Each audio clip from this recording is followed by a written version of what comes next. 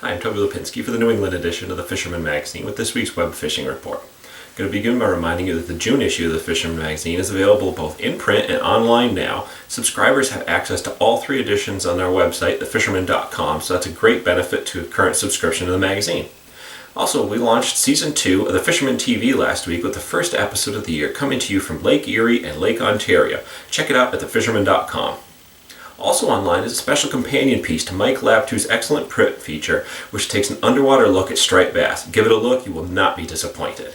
And lastly, once again, got to remind you to keep posting those reports on our public reports fishing forum at thefisherman.com as we continue to give away prizes for the most informative and detailed reports right on through July. Now for the fishing report. Let's see, in Connecticut, there's a massive population of bunker along Connecticut waters right now, from the Western Sound right on through to Rhode Island borders. And bass and bluefish are beginning to find them with some much more larger fish being caught this week. Our friends down at Mamaroneck, New York, at the Harbor Island Bait and Tackle report both bluefish and big striped bass being taken in their corner of Long Island Sound.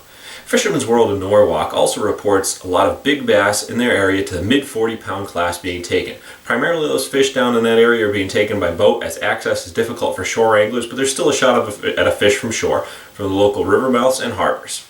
Fisherman's Paradise says fluke fishing off the Brantford area this past week was excellent with a bunch of fish to 8 pounds being caught locally. Fishing Factory 3 up in Middletown reports the lower Connecticut River is absolutely loaded with both decent-sized striped bass, a few bluefish, and a ton of bunker last week. They said boaters cleaned up with topwater action at first light, so great bites are getting on that. With the new boat picked up over the winter, Captain Greg of the Blackhawk made his first run over to Block Island this week for a fluke.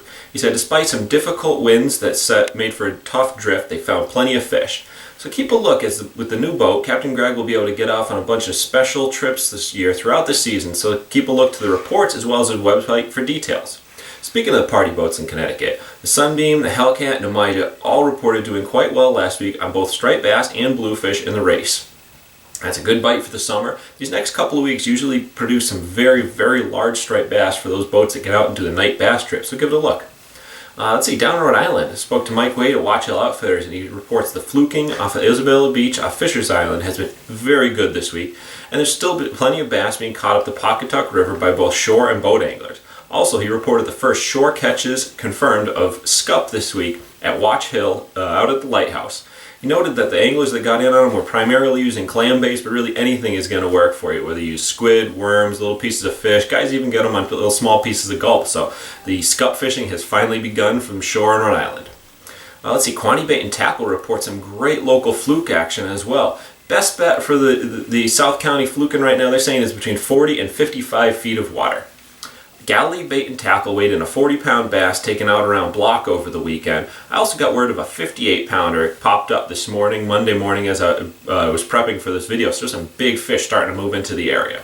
I guess there's a lot of bass locally as well, according to Galilee Bait and Tackle. With all the bait around, unfortunately being somewhat picky, so you really got to work to get those fish. See, up in Massachusetts, word in the vineyard from both Dick's and Larry's was much improved surf fishing this past week on both bass and bluefish. The first 40-plus pound striped bass, a couple of them, were caught out there last week, as well as many into the 30s and some very big bluefish. Received word of the first legitimate bluefin tuna caught east of Chatham, as well as some out on Stellwagen Bank. This was reported both by the Hookup as well as CMS Enterprises.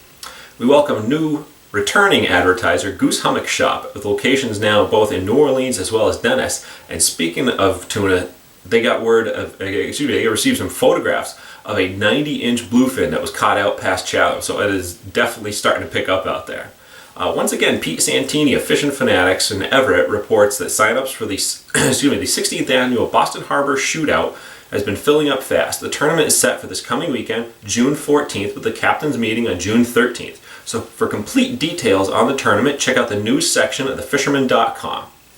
On the North Shore of Massachusetts, it's all about flounder right now. So, all of the tackle shops are reporting some very good catches, and Captain Jason Colby of Little Sister Charters says it was one of the best weeks of the year, with a bunch of 3-pounders as well as 4-plus pounders caught last week. So get in on this action. It's going strong, but usually peters out, by end of June, beginning of July. So get in on it now. So there you have it. This week's fishing report. I'm Toby Lapinski for the New England edition of the Fisherman magazine, wishing you tight lines on the water.